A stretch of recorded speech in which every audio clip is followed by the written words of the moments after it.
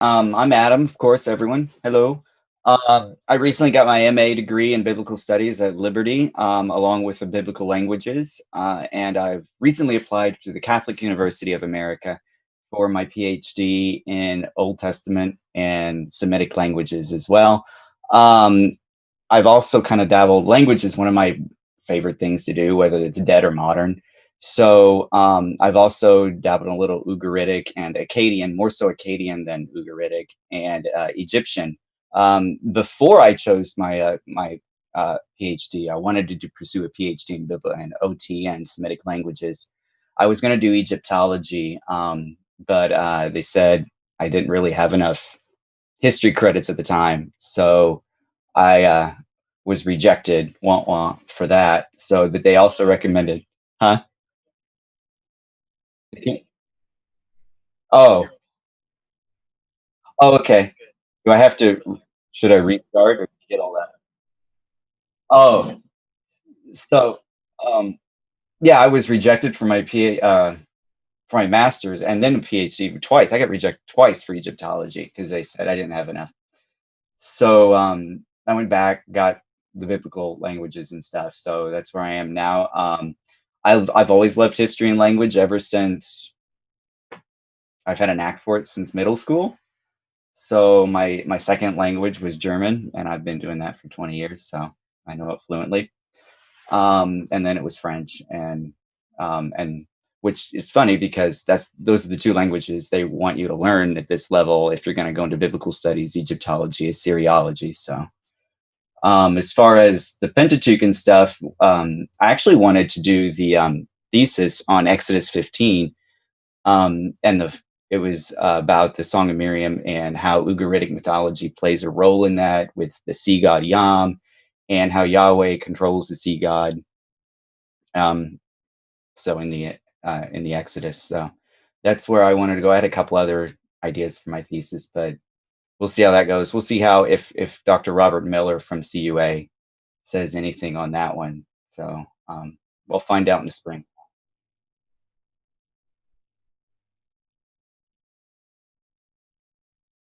Mhm.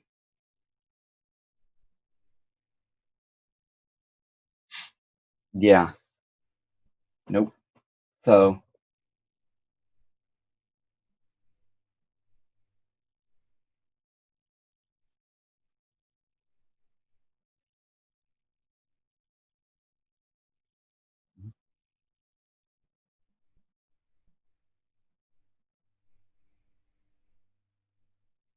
all right. All right, no problem. Like I said, my goal here is to prove the plausibility that the books of Genesis and Exodus were written in the second millennium. Where in the second millennium?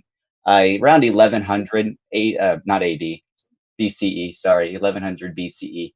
So, first off, though, I kind of wanted to address not so much the consensus, but the majority view of when Genesis and Exodus and the Pentateuch as a whole was written. I'm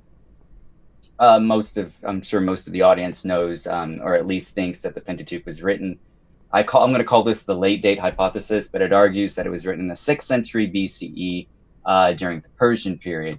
I'm going to straw man this. Sorry, it's for time and what I wanted to talk about. So sorry for the straw man of this hypothesis. But one reason has to do with cult centralization, in that it wasn't until the Second Temple period or after the exile did the Jews actually make Yahwism the center of worship, excluding and prohibiting worship of other gods and goddesses such as Astarte, Ashtaroth, Molech, and Anat, leading to the conclusion that the Pentateuch was post exilic. Secondly, the Jews of the OT didn't really dispose of monolatry until around the Second Temple period as well, then becoming monotheistic.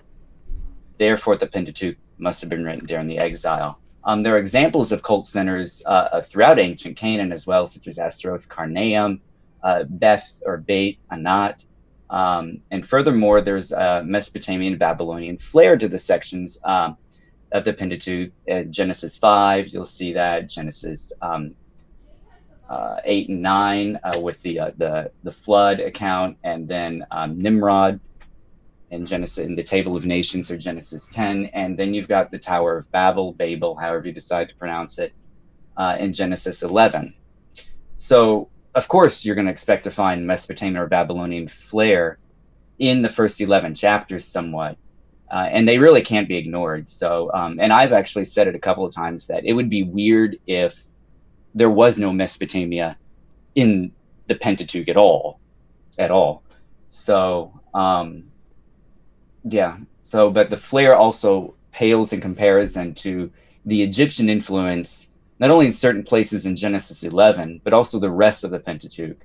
So, some may even argue that the reason why, and some of them may argue that the reason why there was so much Egyptian influence in the Pentateuch is because Judah, which was the southern kingdom in the first millennium, was a vassal state of Egypt. So you'll see things. They sort of explain that away, like, oh, it's got Egypt in there because Egypt was a major player in the region at the time. But there are some discrepancies, and they're gonna be following. So, additionally, proponents of the late date hypothesis, Sean, I'm not sure if you guys know, Sean Zelig Astor, he writing in the Journal of the American Oriental Society on the topic of the burden of Egypt prophecy, argues that the plagues mentioned in Exodus chapters 7 through 11 come from Assyrian vassal treaties, which is interesting. I thought, and they also demonstrates that parts of Isaiah 19 depend on material found in Exodus 1 through 15, integrating specific phrases from these chapters with motifs known from Assyrian royal inscriptions, which could have only taken place during the Assyrian period in the 8th or 7th centuries, which is coincidentally the date that the book of Isaiah was written. Most of the time it's the 7th century we think Isaiah was written, which has, of course, ramifications on the dating of the book of Exodus. So I'm going to begin, obviously, in the book of the beginnings, Genesis.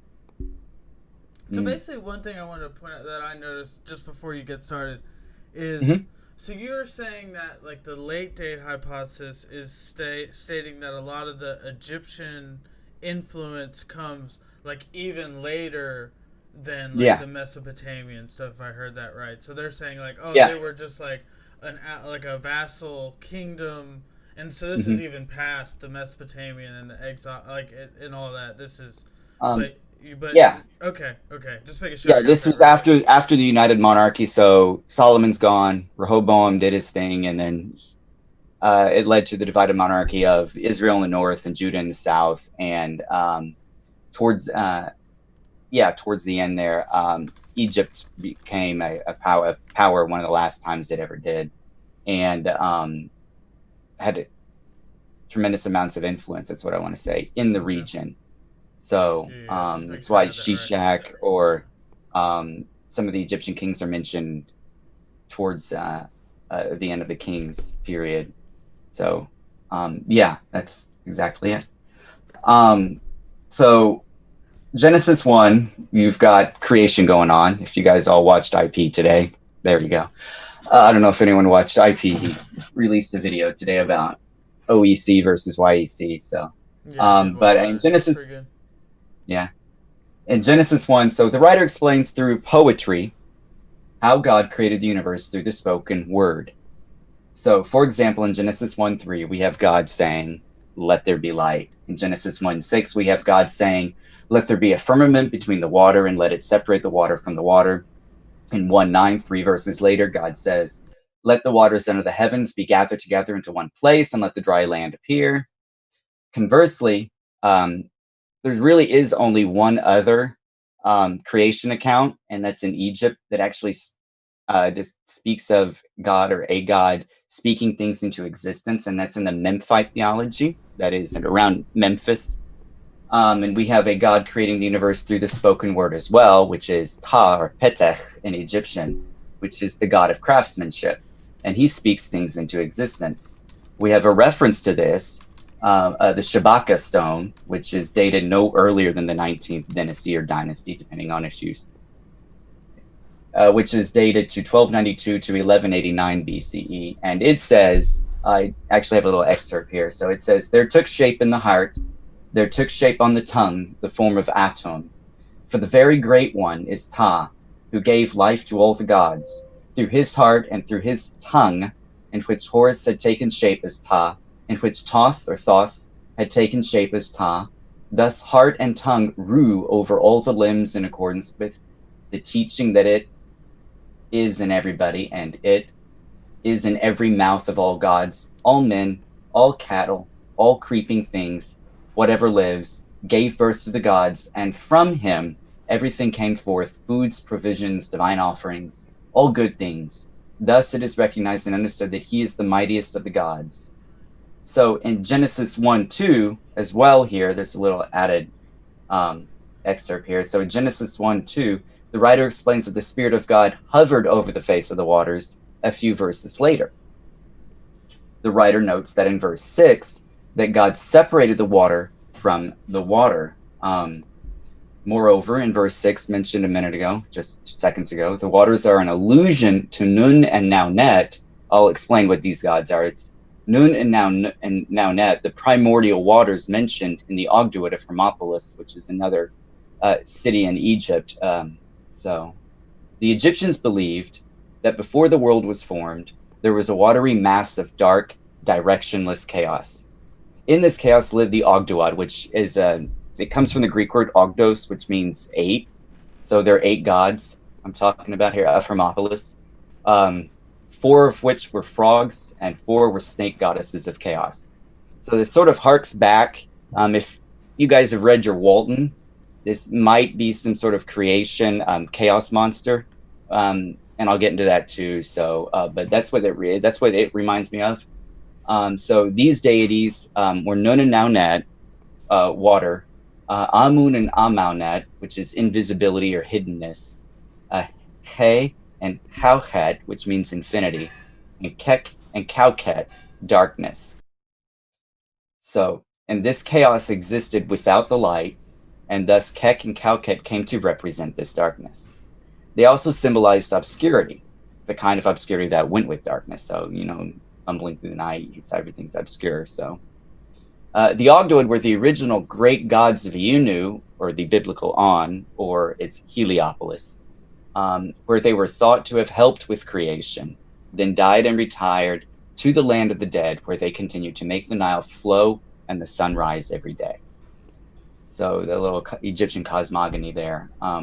Genesis 2 also discusses the creation or formation of humankind. We read in Genesis 2:7, God formed the man. Okay, this is a literal translation. It's going to sound slightly different with a little twist at the end, how I think it should be translated at the end. So it says, God formed the man dust from the ground and breathed the breath of life, and the man became a living soul. I'm sure the philosophers that we all know probably have a word or two to say about that, but suffice it to say, that's the literal translation for the Hebrew text there. Now, in the creation account from Elephantine, which is Abu in Egyptian, Elephantine is the Greek version, and Elephantine was on the southern end of Egypt. The text informs us that the humankind was formed from a god called Khnum, who created humans and animals on his potter's wheel using the silt or clay of the Nile. After fashioning a person, his consort, Heket, offers the breath of life, symbolized by the Ankh, to the nose of the clay figure. And there are images of that. If you just do a quick Google search, you'll see like several Ankhs coming from Hek's mouth for face all the way to the person they're creating. So after fashioning it, it offered the breath of life. So which this would animate the clay effigy, and the person receives an allotted lifespan. Personified as Shai or Shay, depending on how you pronounce it, and Shay or Shai is the god of fate and destiny. Consequently, or conversely, the Enuma Elish explains that Marduk decided to create humanity from the remains of the gods after the war with Tiamat and the dust of the ground, and also the blood of Kingu, who was the son of Abzu and consort to Tiamat. So the former creation account, that is the Khnum creation account I'm talking about now, going back to it, is really less popular. I really rarely meet someone who knows about the Khnum unless they've studied a little Egyptology. So it's unfortunate for that, because I think it should be added into the debate 100-fold. So, but I think it shares much more in common with a biblical account rather than any Mesopotamian account, in that humankind was formed from clay, and the Egyptian god Heket breathed the breath of life into humankind. So those are the first two chapters. You can see quite a lot. Genesis 3, we move on to Genesis 3, and the writer of Genesis explains that a serpent deceived Eve to eat the forbidden fruit from the tree of knowledge. Now, of course, this is not going to be anything new for everyone. I think we all know what happens here of good and evil. What is peculiar about this chapter, though, is that the talking serpent is the talking serpent or snake. In Genesis 1:3, the serpent says, "Did God actually say, 'You shall not eat of any tree in the garden'?"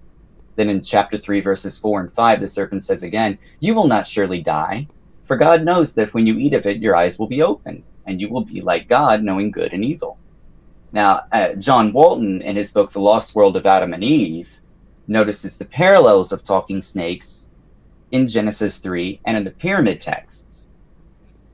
He notices that in 3:14, you have the serpent was punished to crawl on its belly.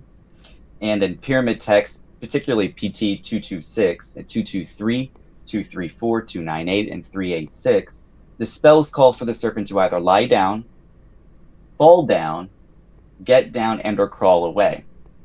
Moreover, in the same verse, the serpent eats dust. Now, I think IP mentioned that if it's a Hebrew expression, he's right about this. It's a Hebrew expression. If you eat the dust, you are finite, that you're mortal, or well, in the case of Adam and Eve, they were immortal but you will die, basically, is what the expression means. You are born and then you will die. So,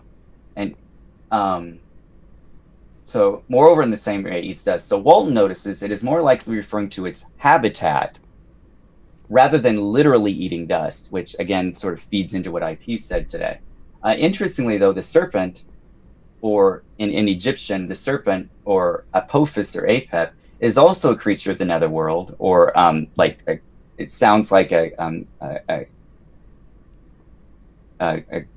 chaos creature. That's what I'm trying to say, chaos creature, who Pharaoh encounters on the journey to the fields of reeds. If you know a little bit about how to get into heaven or to get in the field of reeds, you have to go through all the underworld and everything, and then ultimately, I think it's the 11th door hour, you have to fight against this snake Apophis and then get into the field of reeds. So in Genesis 3:15 as well, it reads that the head of the serpent will be crushed.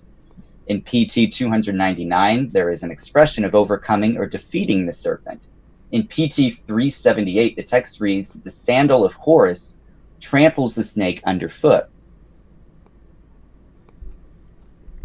In PT 388, the text reads that Horus shatters or will shatter the snake's mouth with the sole of his foot, demonstrating a potentially mortal blow, or dealing a potentially mortal blow to the serpent. I should have proofread this.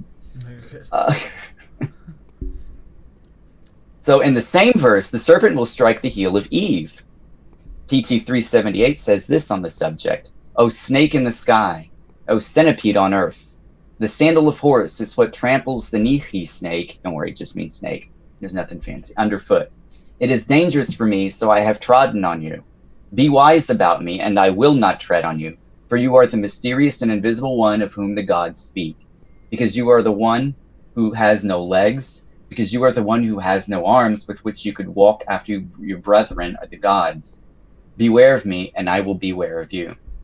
Now, one could argue that these spells could have been around in the first millennium.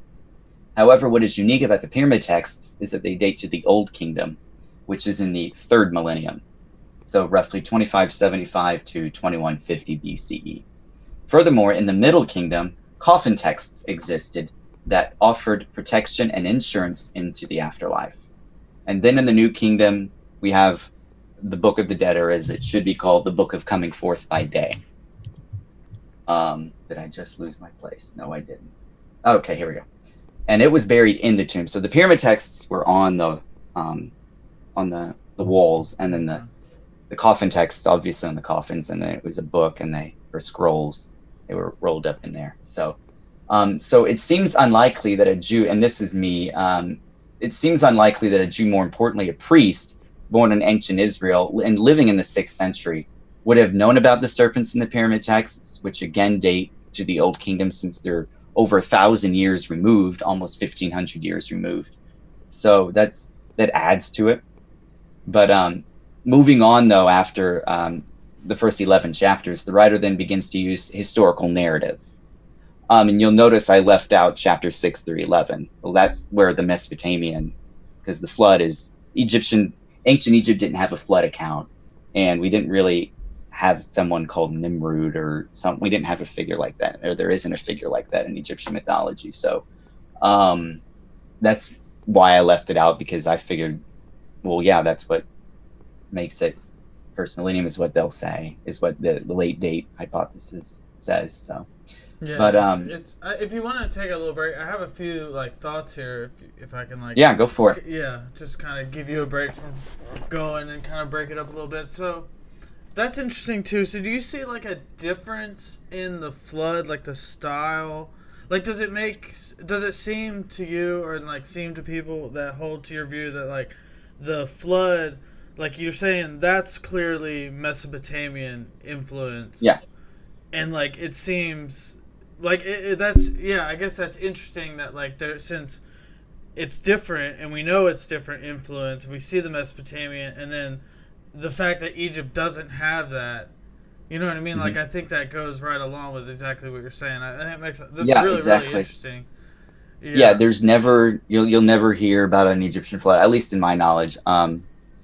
It just, yeah, I've never heard of it. Okay, yeah, and then which too, for some reason I'm super quiet, but I don't know, I'm turning myself up somehow, but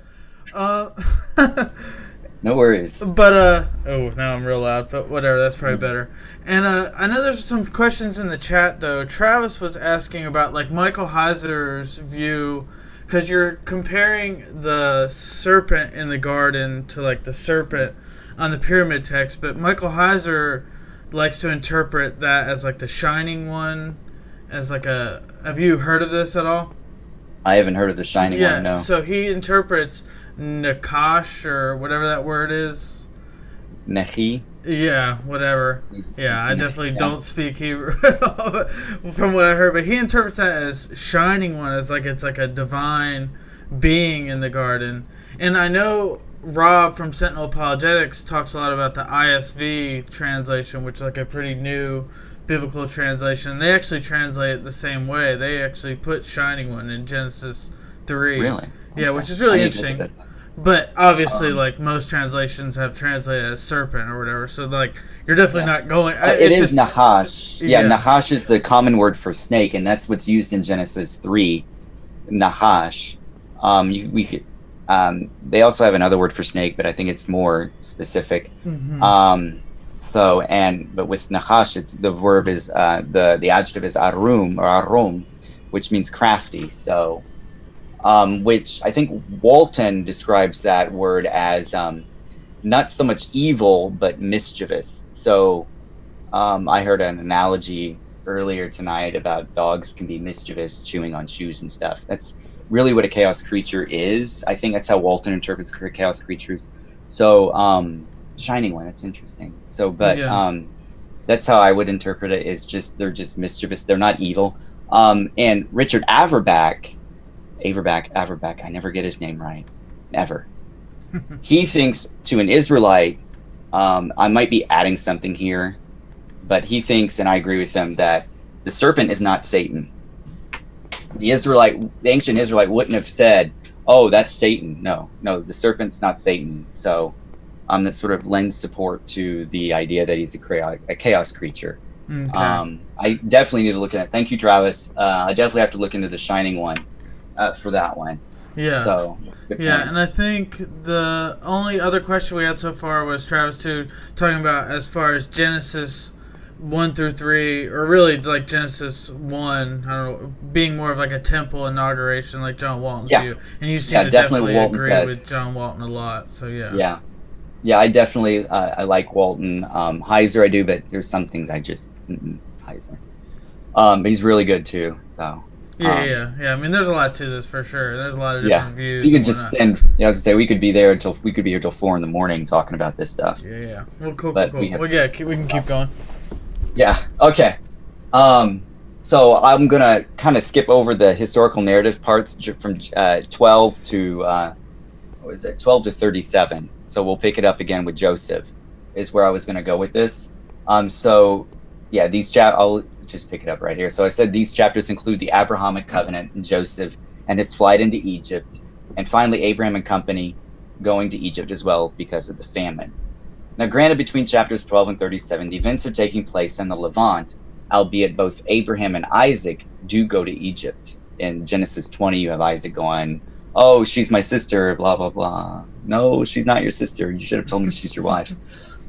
So, briefly breaking away from Egyptian influence, though, and focusing on codes of law in Genesis 16, I wanted to focus on this. We read of Abraham and his concern that without an heir, his house would be turned over to Eleazar. So in 16 verses 2 and 4, it reads, "Now Sarai, Abram's wife, had borne him no children. She had a female Egyptian servant whose name was Hagar.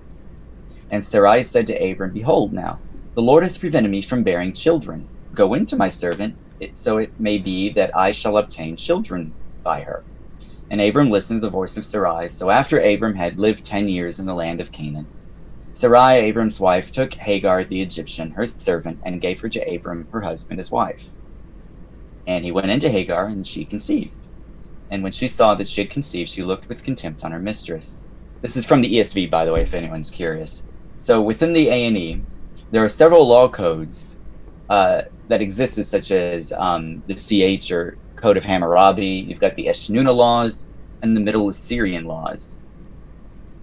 And each of these ancient Near Eastern laws have something similar to the marriage that took place, or the not really a marriage, but they have something similar to where Abram or someone would go into would have another woman, sleep with another woman, so they could procreate and have an heir. So, for example, I think I list all three of them. The Code of Hammurabi states this, and I wish I could tell you which law it was. I forgot to list that here.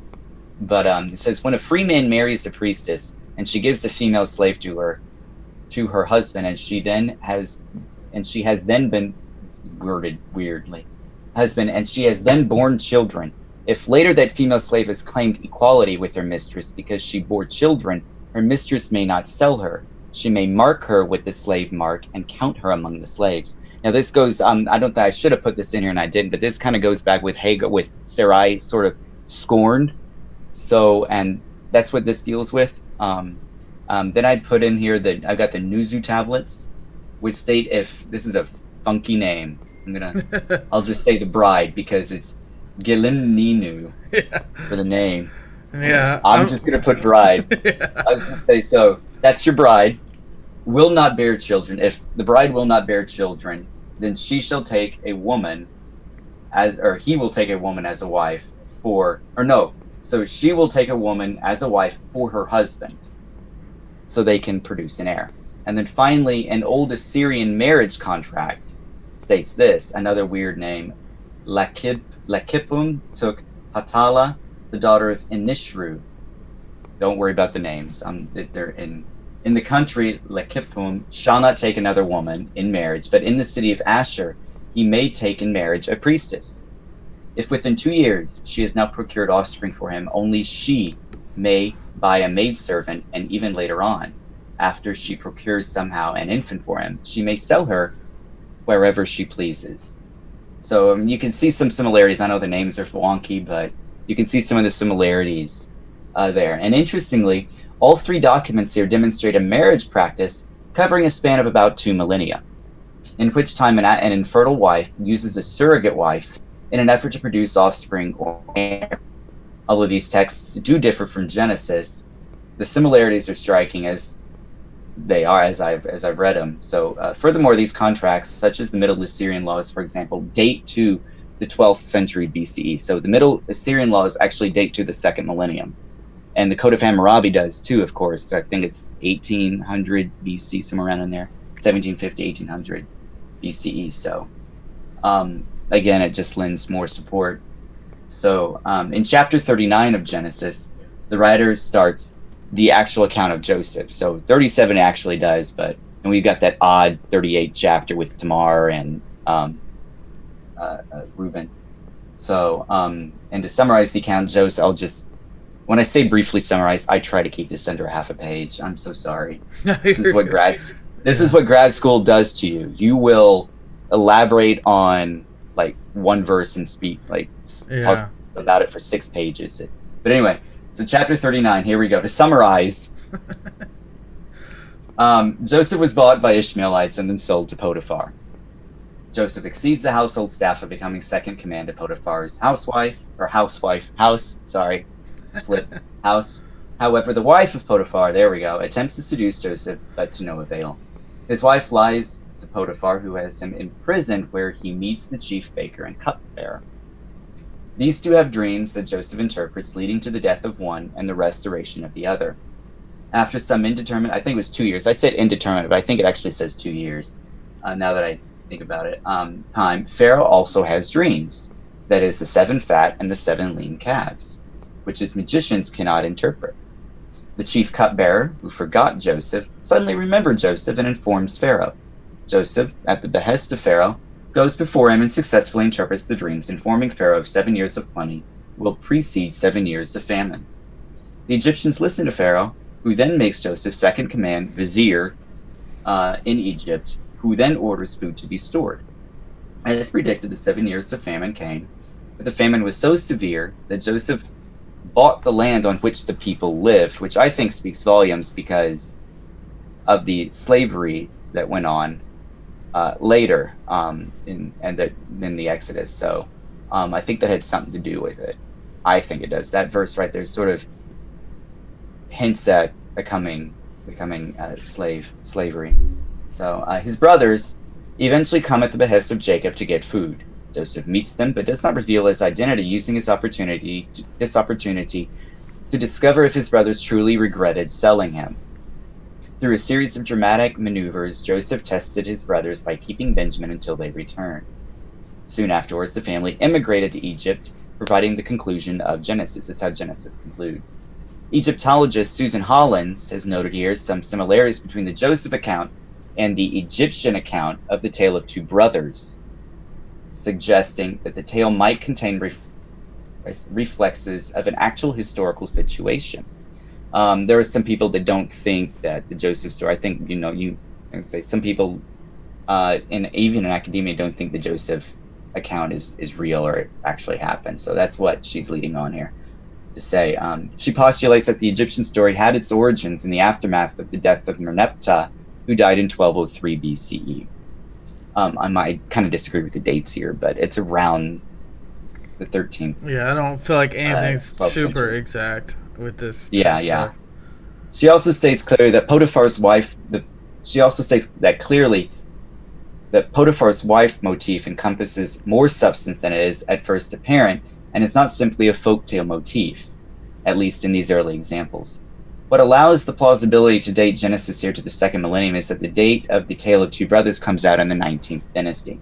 So it couldn't have been written before 1292 BC, much like the codes of law mentioned earlier. Additionally, Robin King, another Egyptologist, noticed the genre of literature in the Joseph account as a special kind of hero tale, but she uses the Tale of Sinuhe as a reference. I should have put a description of the Tale of Sinuhe in there. I don't think I did. If you want to send me anything too after the fact, I can throw it in the description. Yeah, I can do that. I just realized some of them may not know that. She uses 10 steps, focusing on the hero model. That's what she does, namely. She uses 10 steps, which include the initial situation, which here they are. They are the threat realized, the exile, the success in exile, exilic again, and then exilic victory, threat overcome, return and reconciliation, and finally the epilogue. So it is noteworthy, however, that these narrative steps are also found in other Near Eastern tales, such as Idrimi Alak, Hattushilish of Hattushas, and Esarhaddon of Assyria, that these accounts are historical, but lacking in the rhetorical polish and romance of the tale of Sinuhe. Simply because these rulers are extremely well attested is no reason to say that. I'm sorry, let me reread that. Simply because these rulers are extremely well attested is no reason that why we should dismiss the Joseph account as anything less than the same status these historical figures currently possess. That's what I was trying to say. So it is here that James K. Hoffmeyer, another Egyptologist, has claimed that if the 10 narrative steps of the hero tale are typically used for historical figures, then it would be reasonable to conclude that Joseph is an historical figure as well. So, and then I posed the question, what does this actually have to do with the dating of Genesis? And I would answer that by saying that the tale of two brothers and the tale of Sinuhe is a Middle Kingdom. It was written in the Middle Kingdom, and I'll give a date here later. I wrote that down. Okay. And the tale of the two brothers again was a New Kingdom account. That's what I mean. So it's fresh on the writer's mind, I think. So it would be strange if he actually knew all this stuff. I think, again, 1,000 years, or I'm sorry, 1,100. So it'd be about 600 years later. Yeah, it's really interesting, the details or whatever. Like, you're talking about the wife and stuff like that. Like, that's really, really interesting.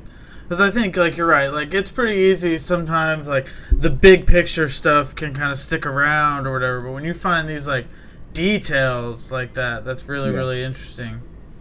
Another point I wanted to make is usually we get to hear only the Assyriologist's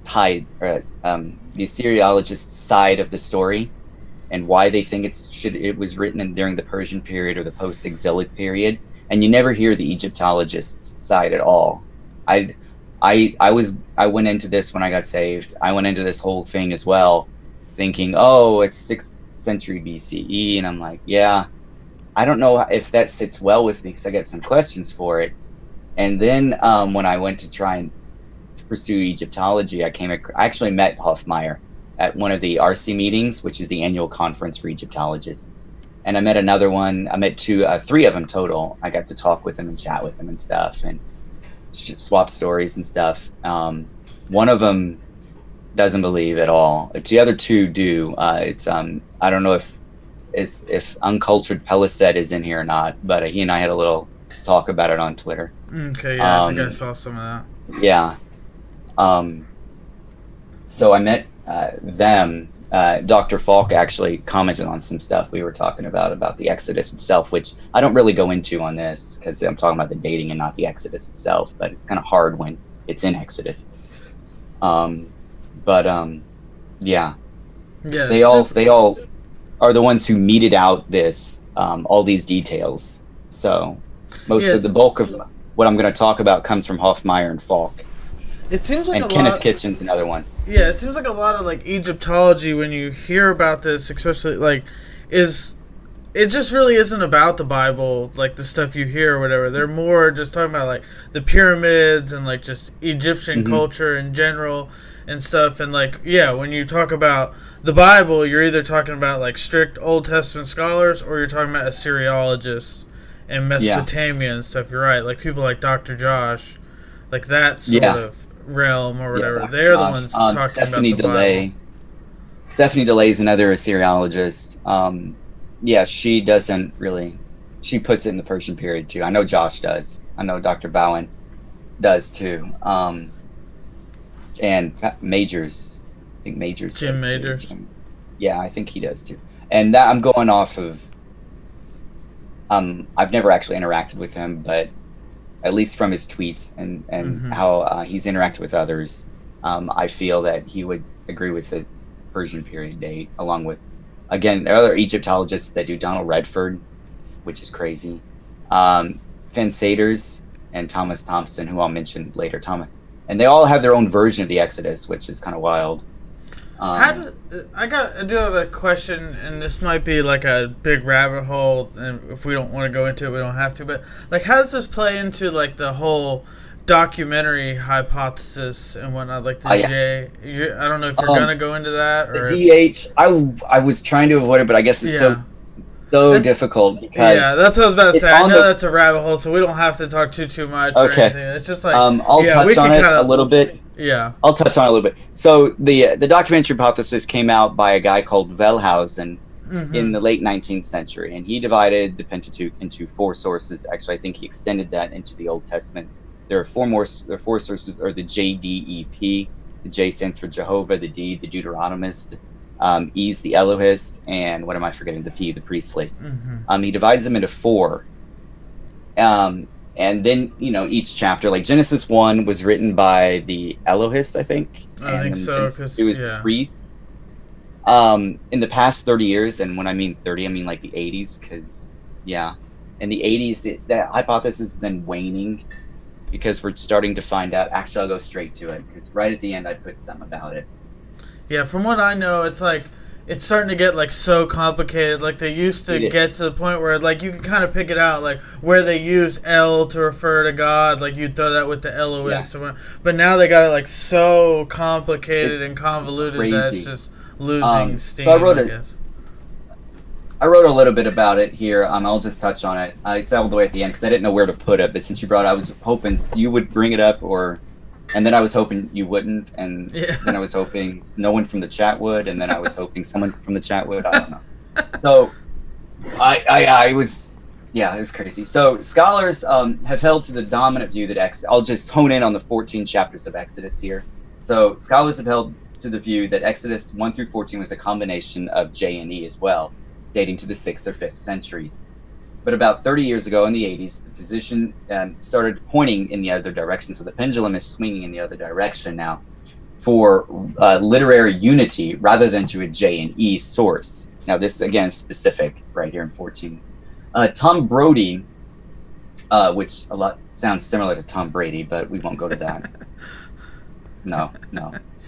Tom Brody, he posits that there is significant evidence not only that Genesis and Exodus are unified, but that the same is true of the larger body of the primary history in Genesis.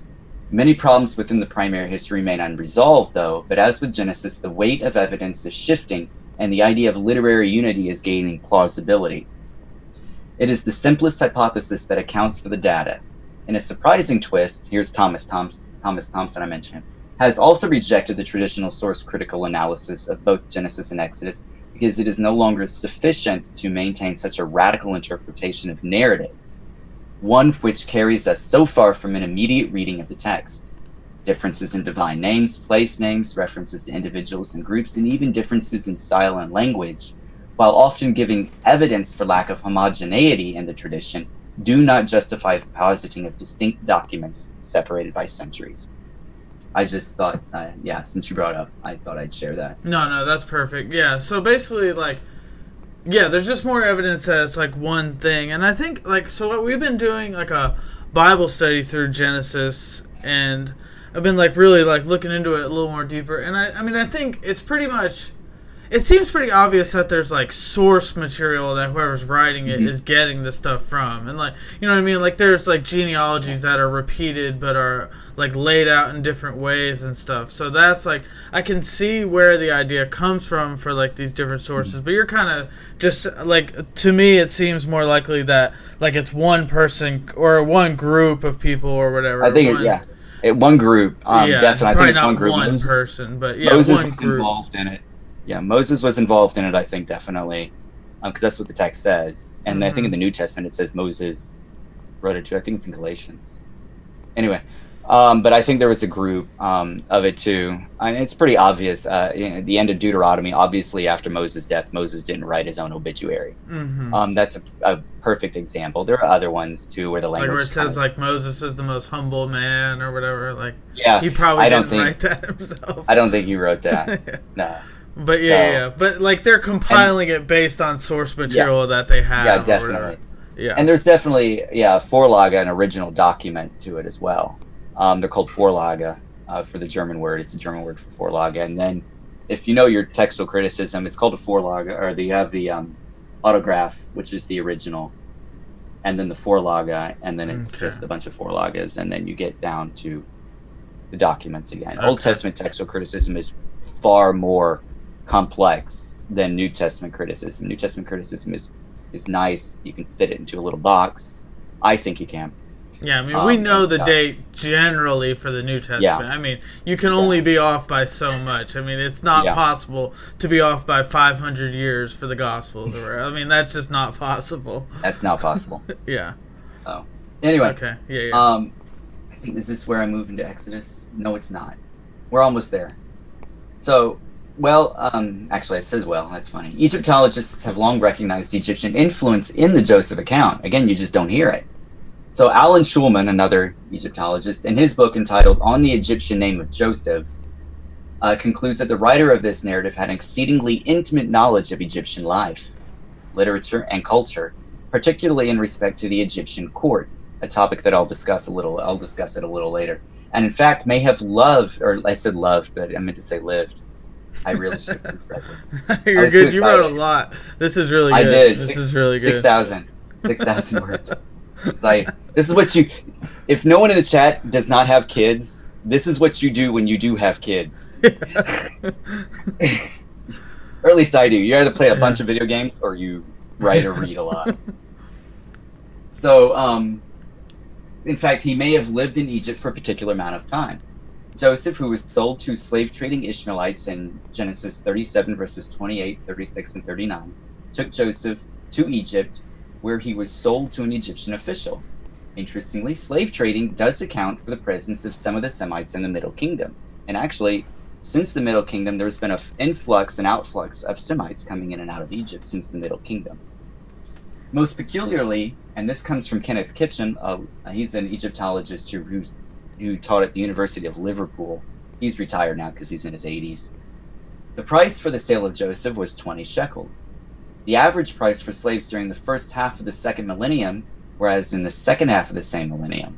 So the 20 shekels is actually the price paid for in slave trading for slaves.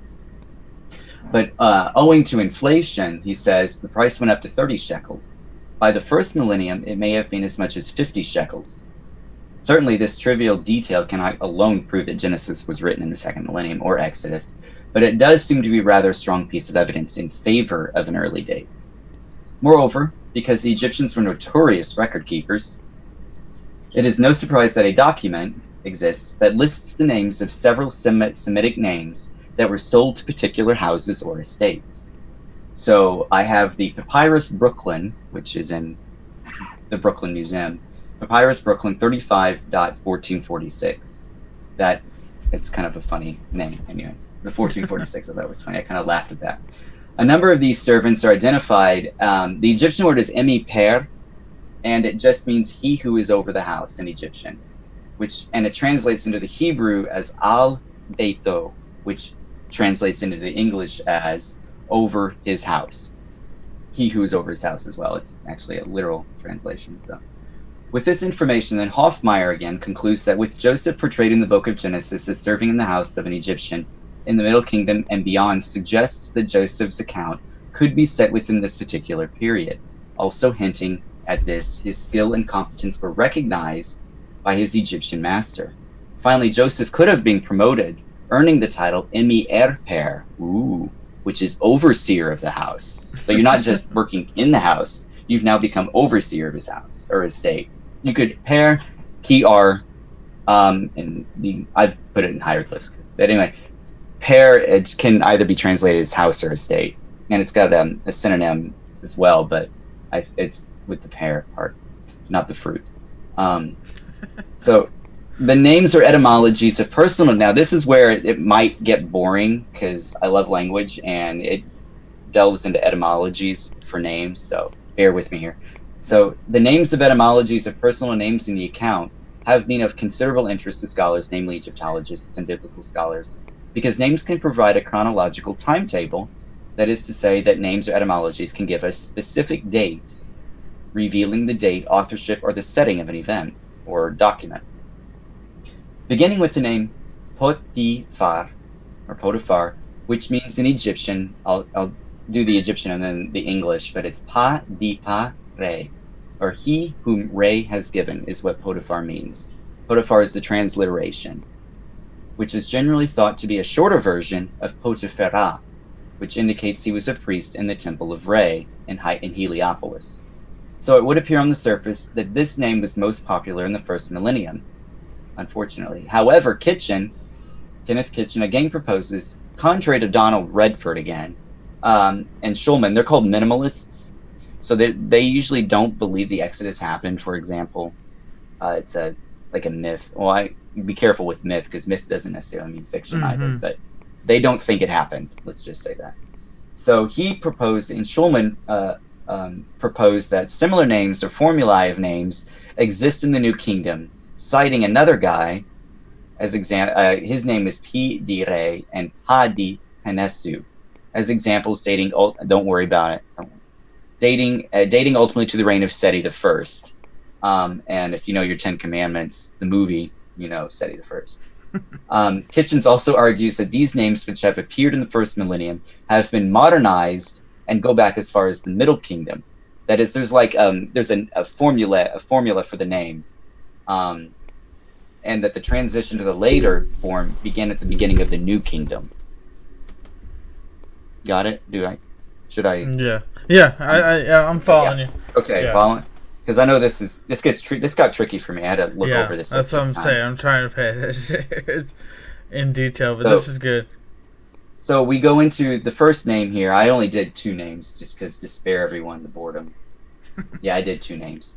The first name is Asnat, and it is a derivation of Nesnet, which is translated into she who belongs to the goddess Neith, or Neith or Neith, however you decide. So, although this name is dated to the first millennium, the name does not appear in any Egyptian onomastics. Onomastics is a fancy term for studying names.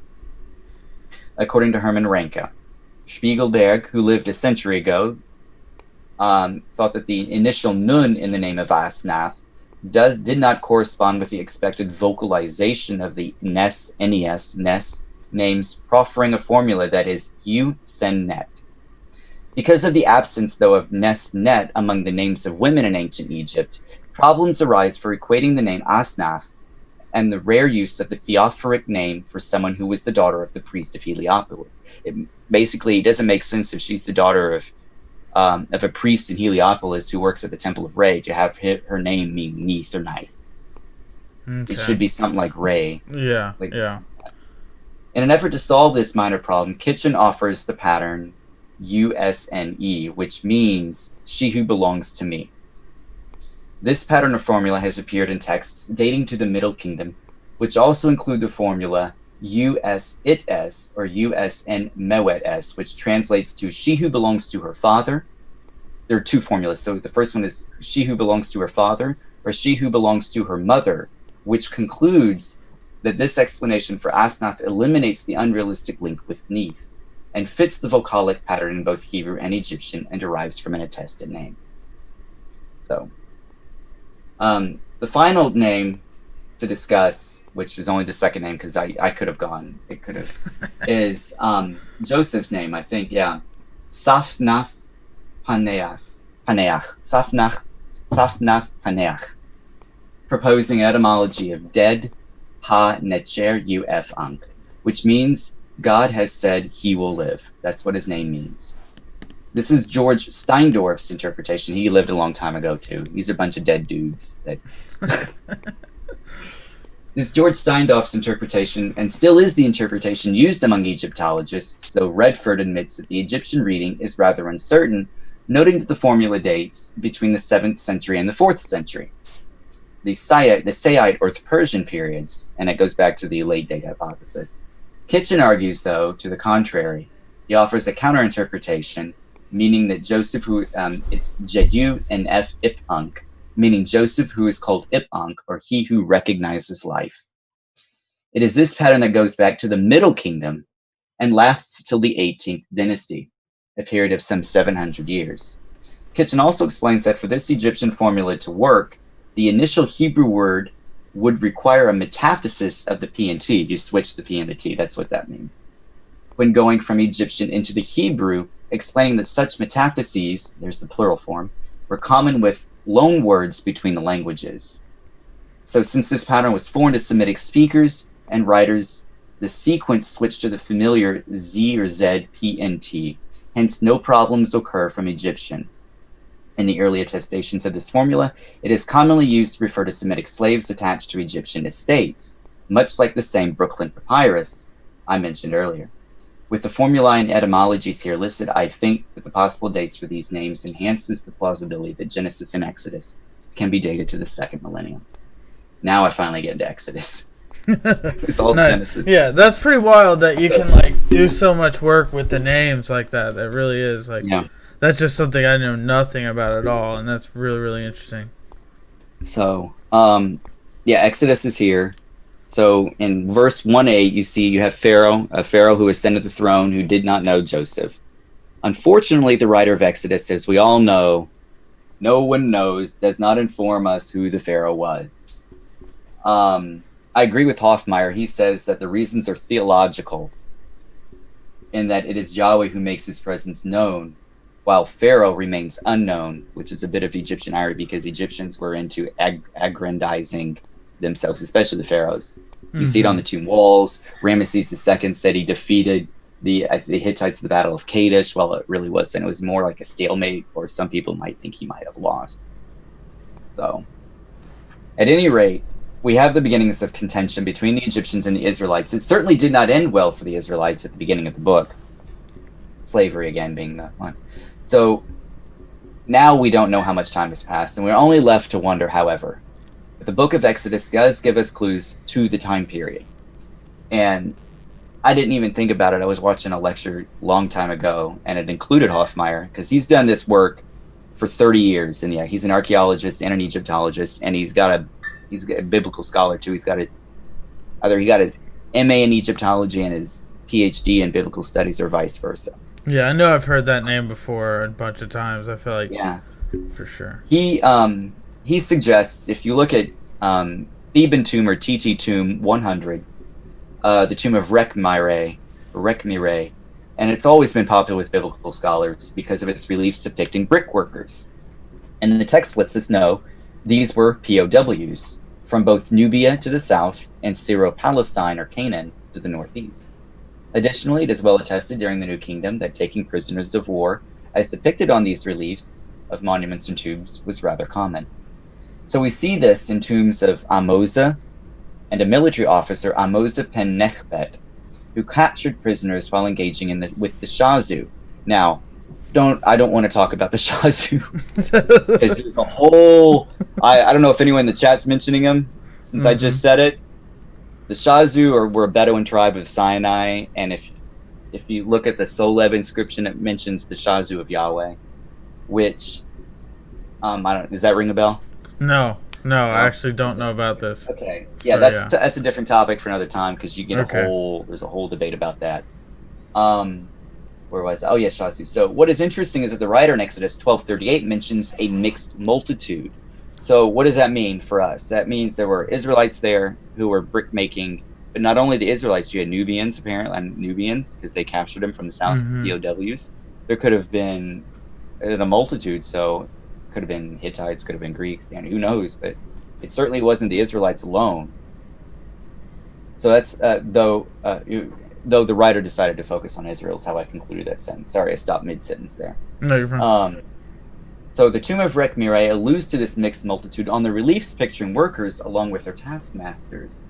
Now, you can find this if you just do a quick Google search. You don't have to do it now, but if you want to, if you look up the tomb of Rekhmire, reliefs of Rekhmire, you will find the people are like different skin colors, skin tones. Some are depicted as Semites, some are depicted a little lighter tone, some are black like Nubians. And you'll see that all over the tomb of Rekhmire, and they're making bricks. And you'll see a taskmaster too with what looks like a ruler. Okay, so, yeah, I actually did find a picture here. If you want to go ahead. Yeah, I can share with the chat so they know what we're talking about. Yeah. Let me see how this... Yep, that's the one. Yeah.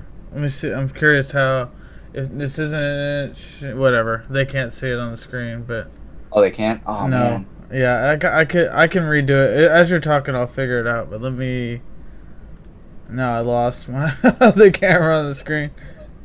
Oh, no. I'm sorry. I shouldn't... No, it'll go away. I just gotta stop sharing there. It's back now. but I Okay. just couldn't find the stop sharing button.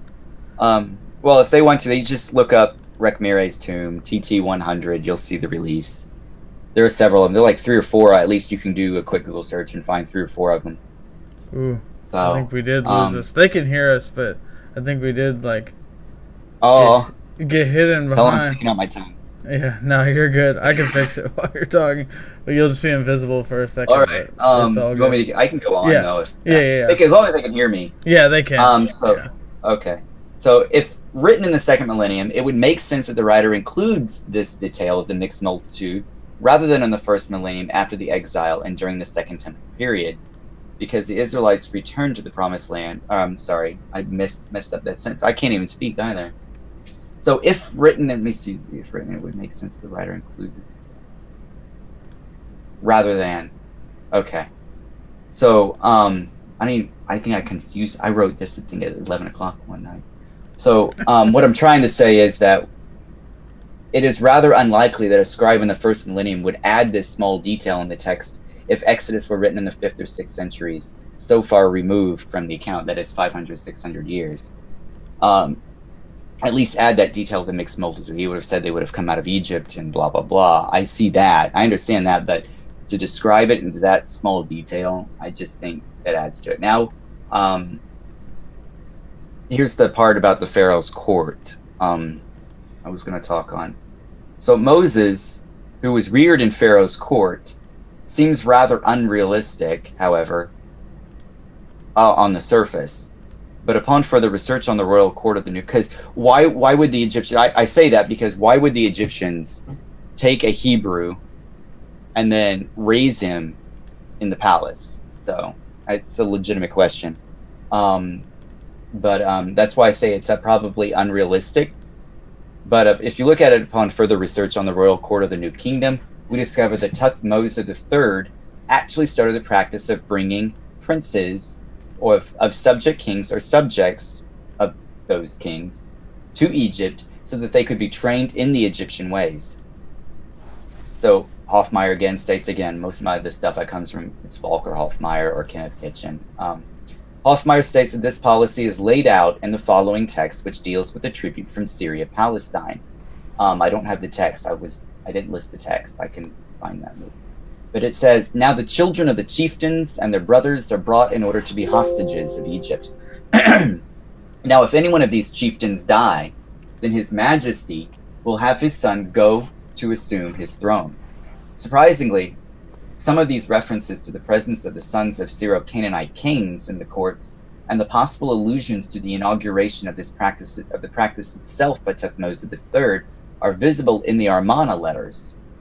So, for example, we have EA 156:9, which reads, I herewith give my 2 sons as attendants, and they are to do what the king, my lord, orders.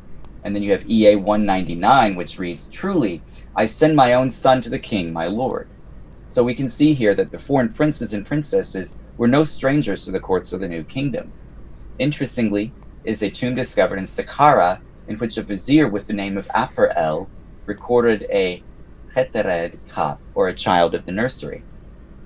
According to Erika Feucht, the Kap may have been connected to the royal palace and includes some sort of educational component.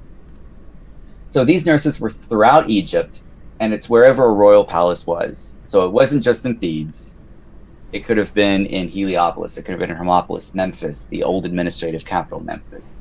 Anywhere, Pi-Ramesses, which was the capital of Egypt during the 19th dynasty because the Ramesside dynasty was from that area. So these nurseries were throughout Egypt, and in Exodus 2, with Moses being taken to one of these nurseries and receiving an Egyptian education and growing up in the royal palace is rather consistent with New Kingdom information concerning the Kap, which is the Egyptian word for nursery, which is the only period in Egyptian history in which foreigners were included in this particular royal palace institution. I'm not sure if someone will or has said this in the chat, but the story of how Moses was in the ark, it actually says ark in Hebrew, echoing the it's pretty cool because in Hebrew it actually says Moses was placed into the ark on the Nile, and it's the transliteration of the word Nile rather than the traditional Hebrew word Nahar. And that is a Mesopotamian theme, I think. There was a tale of Sargon, who was, as a baby, put upon water. Yeah, I've The heard of tale just this. means Yeah. destined for great things. Sargon the Great, I think, yeah. So Moses was destined for great things. That's why. That's why I said, because I know someone's going to bring that. Like, wait. Um, so according to the late date hypothesis, then now we're going to move on to the plagues here. I kind of skipped ahead. The 10 plagues of Egypt may have originated with the Assyrian vassal trees, which is what the late date hypothesis would say, and they attached with it the documentary hypothesis again, and the JE and P sources. So further complicating things is the relationship between Exodus 7 through 11 and Psalm 78 and 105, in which only some of the plagues are mentioned. For example, in Psalm 78, it mentions the rebellion in the wilderness, the Korah rebellion, I imagine, preceding the plagues. But Hoffmeyer reassures his readers, if anyone reads his books. I'll share I have them on my Kindle, unfortunately. I don't have the actual hard copy, but I'll give you the titles here at the end of the sources I used. Yeah, nice. So Hoffmeyer reassures his readers that the reason why the omission exists in Psalm 78 of some of the plagues is because it was to remind the Israelites how quickly they had forgotten the plagues themselves, leading to the conclusion that the writer of this psalm intentionally did not reconstruct the sequence of events outlined in Exodus 7 through 11. I, along with Doctors Hoffmeyer and Falk, think that the 9 plagues, I'm excluding the 10th one purposefully, form a literary unity climaxing with the 10th plague. So it's all this again. I'm trying to say that the first 14 chapters are one coherent literary unit. So the documentary hypothesis tries to break up even the plagues into like different. Yeah. Okay. Yep. So moreover, the plagues are a direct attack. Now I had a little discussion. I had a discussion with Reginald, the Uncultured Pellicet, over this, and he thought, because it's pseudo history if to say that, well, the plagues were an attack on Egyptian gods. No, they were not the attack. The plagues were not a direct attack on the Egyptian gods. It was an attack on the pharaoh, who was a god king, whose responsibility was to maintain Ma'at, which is not only the Egyptian goddess of truth and justice, but also it simply means balance, order, and harmony. So if there was a failure in the land, then it was said that Isafet, which is the Egyptian word for chaos, had won. So we have a great example of this in the Ipuwer papyrus, which states, now Hapi, which is the Egyptian god of the Nile, Hapi inundates, but none plow for him. Everyone says, we don't know what has become of the land. Indeed, women are barren, none conceive. Kunum does not shape because of the condition of the land. Now the river is turned to blood. When the people drink of it, they shrink from people and crave water. Foreign bowmen, a term reserved for Asiatics, have come to Egypt. Speaking of the Semites and stuff coming in and out of Egypt. Look, the land is deprived of kingship by a few people who ignore tradition. Another example of this despair can also be found in the prophecy of Nefertiti, which was written in 1970 to 1950 BCE. And it states, the river in Egypt is dry. One can cross the water on foot. One seeks water for ships to sail on it, its course having become a riverbank. All happiness has gone away. The land is cast down in trouble because those feeders, Asiatics, who are throughout the land. Enemies have arisen in the east. Asiatics have come down to Egypt. Re withdraws himself from mankind. Though he rises at the right time, one does not know where noon occurs. Then a king will come from the south who is called Amini. He will take the white crown and wear the red crown. Then order, or Ma'at, will come in its right place, and chaos, Isafet, will be driven out. So because these plagues were a direct attack on the pharaoh, demonstrating the inability for pharaoh to maintain Ma'at, but rather Yahweh who is in control, seems more closely akin to an Egyptian setting rather than to the Assyrian vassal treaties of the 5th and 6th centuries. The idea that these plagues are in fact a direct attack on the power of Pharaoh also demonstrates the plausibility that Exodus, along with Genesis, could have been written in the 2nd millennium as well, namely because of the writer's attention to detail in the plagues in Exodus 7 through 11. I just found out I really should have put a comma there almost. So I'll do a little tight thing here. I was trying to find with Exodus 32 and the golden calf. Usually with the late hypothesis, they tie this to Jeroboam and his calves, which I still hold to. But the calves, it's different calf worship. I think the Exodus 32 calf, it was sort of shaped or modeled after the Apis bull in Egypt, and then the Jeroboam calves. I forget the Babylonian one, but there was a calf there with the Assyrians or Babylonians. But the calf worship or cow worship has been around since second, maybe third millennium. So that's not really like a narrow thing or whatever that you can tie down to a specific. Egypt. Yeah, Egypt. I mean, if anyone's played Assassin's Creed Origins, they know exactly what I'm talking about. There's a story in the game where the Apis bull is sick, and you have to try and heal the bull. That's one of the missions. So we've been all the way from Genesis to Exodus to Assassin's Creed so far. To Assassin's Creed, yeah, well, it's so much better than the Odyssey. Although the Odyssey looks better, but anyway. But I didn't find anything on the golden calf. But I did put the Ark of the Covenant and the Tabernacle in here, and that's how I'm going to conclude. Okay. Oh, and then we're finally. Yeah, I know there was I think something about maybe you had turned me on to that Ark of the Covenant book or something. Ark of the Covenant in Egypt or David whatever. Falk. Yeah, but Dr. David Falk. Yeah, I think it came out Thursday. Okay, yeah. Oh, I knew there was something about it. You turned me onto it, and I put it in my wish list or whatever, and I'm getting it for Christmas or whatever. So I actually nice. Yeah. He's also got a YouTube channel too. Where I checked it. I subscribed and been checking it out a little bit here and there. Cool. So the Ark of the Covenant, which furnished the tabernacle, was designed to be transported by, I can never pronounce this word correctly. Is it acacia poles? Yeah, I don't know. I know the word you're talking about. Yeah, I definitely don't know how. I don't talk to enough people about this stuff to have any confidence in pronunciation. Like I can read a word, but I just So they were acacia. I'm going to call it acacia. We're going to call it acacia. Acacia poles and passed through 4 golden rings. Yeah. Additionally, I knew there was something that it just like popped in my head. I knew I heard that word too before, and that's like the tree they say has like DMT in it or something like that. Yeah. And they like supposedly like whatever they have those weird theories about like the burning bush is like Moses doing DMT or something. I knew there was There's something. some wacky theories. Wacky theories. There are.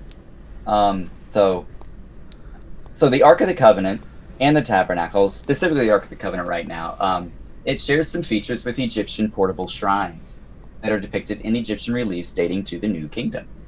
If we look at the Red Chapel, which was built by Hatshepsut, we can see priests bearing the Ark of Amun undergirded with poles. If there's another relief, you can do another. Don't do it now because of what happened earlier. Actually, have it set up where it won't do it this time, so I can put it on the screen. If you look up the Red Chapel of Hatshepsut, you'll see, if you want to share it again, or try to, you'll see a bark, and it's hoisted by 9 priests. Yeah, I actually have it right here. Good. So they know. Well, I saw it, and then I clicked on the picture, and it just gave me like a building. But, that's fine. If anyone wants to do it, it's easy. Red Chapel, Hatshepsut, it'll pop up. I did the quick Google searches of these reliefs before. Yeah, I have it. It'll be on the screen for people to see. You won't be able to see it, but. Oh, okay. Yeah, I see exactly what you're talking about. You can see like a whole bunch of people like holding up this big, almost looks like a boat. Yeah. Or something. Yeah. So, furthermore, 19th and 20th dynasty tombs depict portable shrines carried by priests, like the one you're showing them. Such examples can be found also on the Hypostal Hall at Karnak or at Petsut, where there is a relief of Seti I, depicting a file of priests, just again another row of priests, transporting a shrine by its poles, or on its poles. Hoffmeyer here notices that in the 18th dynasty, statues of Amun-Re are shown in the shrine with a pair of goddesses extending their wings to protect the deities. Also, at Medinet Habu, Ramesses III is visible sitting on a throne within a shrine that is borne by his sons. So it's almost like a palanquin. Behind Ramesses III are a pair of deities with their wings extended. That is not to say that the Levant and Mesopotamia do not have winged creatures of divine protection. However, the symbolism of divine protection in the form of wings is uniquely Egyptian in origin. An example of this is the ivories of Nimrud, which have an Egyptian flair to them as well. So now we see Egyptian influence on Mesopotamian art, whereas at the beginning, the origins of Egypt is all Mesopotamian influence on. That goes back to Egyptian prehistory, but Mesopotamia influenced Egypt, and then Egypt turned around and influenced them. So that way, that's what I'm just trying to say. Mm-hmm. Ancient Israel also adopted this motif because the divine protection is known in psalms such as Psalm 17, 36, 57, 61, and finally 91. Daphna Ben-Tor, who was the curator at the Israel Museum in Jerusalem, states that this motif can also be found on stamped seals from Israel to Judah, including the cherubim of the ark. Exodus 25, verses 18 through 20 states, "And you shall make 2 cherubim of gold. Of hammered work shall you make them on the 2 ends of the mercy seat. Make 1 cherub on the one end and 1 cherub on the other end. Of one piece with the mercy seat shall you make the cherubim on its 2 ends. The cherubim shall spread out their wings above, overshadowing the mercy seat with their wings, their faces facing one another. Towards the mercy seat shall their faces of the cherubim be." So Hofmeier concludes concludes this section on the ark by stating that we have a portable shrine that was made mobile by carrying poles, and priests, just as was prescribed for the sons of Aaron in Numbers 4, were responsible for its care and transport. It had a pair of winged cherubim to protect the divine presence. As we have seen here, all these features, including the gilded wood, are found in Egypt, leading to the possibility that the artistic features of the ark had Egyptian influence. And I actually put in parentheses, time permitting, we can go into the objects because they're Egyptian influence as well, but I won't because it's already 11 something over here. So, but I could have the stuff that they made, like the lampstand, Egyptian in origin. We go on and on. That's wild. Yeah, the wings seem like really important to like this whole thing. Like this, you're saying is essentially only in Egypt and only like counts towards the early date essentially too, right? Yeah, definitely. Yeah, that's wild. So so several people in Genesis, like the patriarchs Jethro and the Kenites, within both Genesis and Exodus are okay, I'm switching over to the tabernacle now in tense. I didn't do a proper transition statement. That's fine.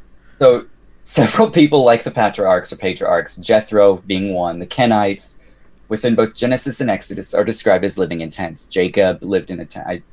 Jacob lived in a tent. Abraham lived in tents. They were nomadic. So additionally, the coffee's taken effect. That's why. Yeah. It's going to be bad. It's going to be bad. So additionally, military texts depict soldiers who also live in tents. And Donald Wiseman, an Assyriologist, notes that tent dwelling demonstrates that tents were well known in the 2nd millennium after examining some Mesopotamian sources. Furthermore, the Egyptians used tents on military and trade campaigns, including for religious purposes. Evidence exists in the admonitions of Ipuwer, which again cannot be dated earlier than the 16th century BCE. The writer of the admonitions of Ipuwer writes, "It is tents that they have pitched, just like the Bedouin," supporting the claim that the Egyptians knew tent dwellers existed in the Levant in the 2nd millennium. Interestingly, again, Kenneth Kitchen has demonstrated that the technology required to construct the Israelite tabernacle had already been available in the Nile Valley. The tabernacle seems to reflect the structure and layout of Ramesses II's camp as portrayed on Ramesses II's temple. Now this relief's a little bit more difficult to get, so don't do it. It'll take time. So I'm trying not to take more time than I already have. On one of the outer walls at Abu Simbel, which surrounds some smaller tents, horses, chariots, and soldiers are depicted. Standing in the center of the camp is a second enclosure. So you have people around it and then the second enclosure. Within the second enclosure is the royal tent, and besides that are 3 smaller tents, which more than likely belonged to his princes on this particular campaign. Similarly, the tabernacle also had an outer wall forming a courtyard. According to Exodus 27, verses 9 through 19, this is where cultic activity occurred. Homan, demonstrating the similarity between the tents, Ramesses' tent, had appended to it a structure suggestive of an awning. At Abu Simbel, there are foreigners with raised hands, indicating a reception tent where dignitaries could meet the king. The adoration of the foreigners is the king himself, represented by the cartouche of the king. And then we're going to go into some analogs, and then I think I'm done. There's like a small paragraph left here. So as for the analogs, as far as analogs go, the plan of Ramesses' II camp, which dates to the 13th century BCE, is the closest analog in Exodus 25. When we compare the military camps of Assyrian kings such as Sennacherib and Ashurbanipal, the camps are elliptical rather than rectangular. Given the priestly period of activity, we might expect that the tabernacle should follow the first millennium. However, this is not the case. From the rectangular look of both the tabernacle and Ramesses II's camp to the elliptical look of the military camps of Sennacherib and Ashurbanipal alludes to the idea that Genesis and Exodus were written in the second millennium. So, that's all I got. Nice. Okay. Well, I think we went through a ton of information here for sure. We did. Yeah, I'd love to see some people too, like, watch this back and like leave some comments and kind of interact with what people are thinking, because this is like not the, like, you gave some awesome information, but like this is definitely not the consensus opinion or whatever. Yeah, this theory again is I'm not really sure how old it is, but I think it's the younger of the two theories, but it definitely seems plausible. Yeah. It's not pseudo history or anything. No. So. Yeah, that's for sure. Like, it seems like, you're not like drawing upon like some weird things or anything like that, or making these like connections that seem far-fetched by any means. It's just a matter of like, and it seems really plausible to me, like, more as I think about it too, just like the way scholarship goes and whatnot, like, it kind of goes down a trajectory. So people are like Assyriologists are studying this, they're obviously going to see connections to their stuff, you know? I mean, like, if someone studies Mesopotamia, they're not going to be looking at it and then find this like random Egyptian connection that they don't even know about necessarily, you know? It's not like their fault, that's just not what they study or whatever. So it seems highly plausible that, like, it's just kind of the way scholarship has gone and just kind of strayed away from these connections to Egypt and stuff. But this is super interesting for sure. And we didn't go super long, so people can definitely watch this through. Okay. And like I said, leave some comments. And I would love to have you on again too if we get some different information, or maybe talk more about like the documentary hypothesis or something like that, or whatever the late date hypothesis. Because documentary hypothesis, so I kind of thought that was like the main. I haven't done too much study into like Old Testament criticism or whatever. Still there. But it's not the main, like consensus or whatever. Because I know Dr. Josh had Joel Baden on his show, and I got his book. He's a big guy with which we'll call it the documentary hypothesis. And do you know if he does? Do you know if he thinks of the Leviticus hypothesis, or do you know what kind of Exodus? Or does he not even? I got his book on Exodus, and I haven't started it yet, so I don't know. I read like the very beginning, and he kind of takes a view that like there may have been some, from what I got from like the introduction, there may have been some sort of Exodus, but it was like a trickling of like a few slaves. Yeah, the infiltration. That's called an infiltration. That's the Leviticus hypothesis. Okay. I'm not really fond of it. Yeah. Usually it's about because the tribe of Levi or Levi, however. They have Egyptian names, and they're the only tribe that has Egyptian names. That's one way. Friedman in his book is a huge. I think Falk even said this. Friedman is a huge. He follows the Leviticus hypothesis, and then he's a huge proponent of the documentary hypothesis. I think Amateur Exegete did a book report, quote unquote. I know he does book reports. I think is he the one that does book reports? I don't know. I know One of them. one thing I did want to say when I did start reading this, though, like I like didn't get too far in. I just have so many books I'm trying to read at the same time. But literally on the first page, he's like, although this is no longer a oh my gosh, I can't. Same problem. I've got the same problem. Although this is no longer a startling revelation, it bears repeating here. Moses, despite the traditional of Judaism and Christianity, did not write the book of Exodus. So basically, like, on the first page, he's just like, oh, nobody thinks Moses wrote the book of Exodus. That's ridiculous. Yeah, that's not just true. Like, it's not true. Yeah, that's, like, I'm not saying it's, like, guarantee we can prove it or anything, but to say it's like, we know he didn't write it is just, I feel like that's just overstepping. It's misleading. For sure. It's definitely misleading. And I don't like how they don't even consider Egyptology at all. Yeah, because I don't think not he him does. Personally, but yeah, and there's been a fallout between biblical scholars, and Egyptologists anyway, way back when, and it's still there. Mm-hmm. That's what I'm kind of saying. Like, it's wild how like these random things that really don't have anything to do with like the truth of the matter can really like get in the way of things. I mean, like, the whole idea of like ancient aliens and stuff that kind of took over Egyptology probably has like an effect on this type of stuff too. I don't know what's worse.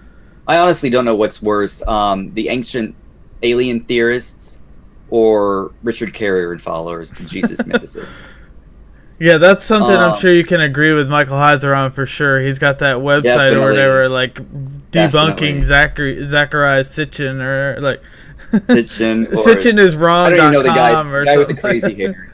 Yeah. The guy with the crazy hair. I don't even know. Giorgio. Yeah. The one that's always on the show or whatever. Yeah.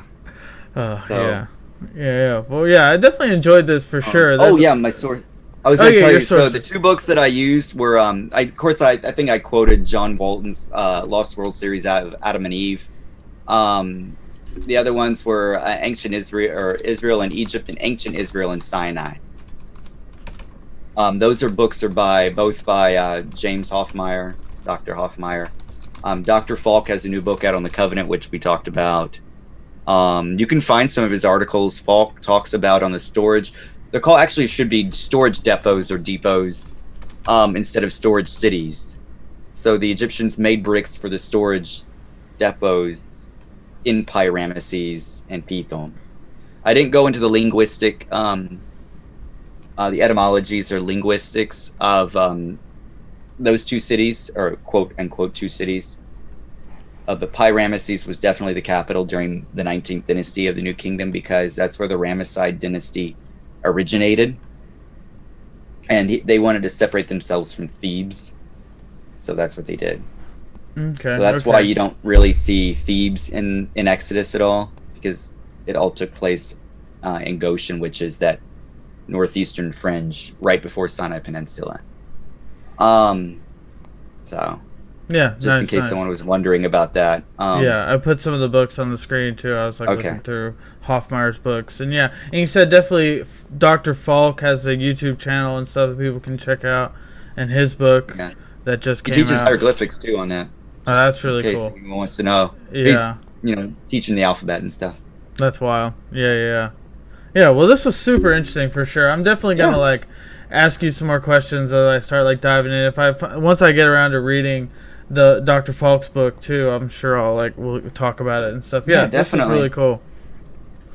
But yeah, it's getting pretty late. Excellent. So I appreciate everybody who watched, who stuck around for this long. If you stuck around for the entire thing, you're a trooper, because there's a lot of information here for sure.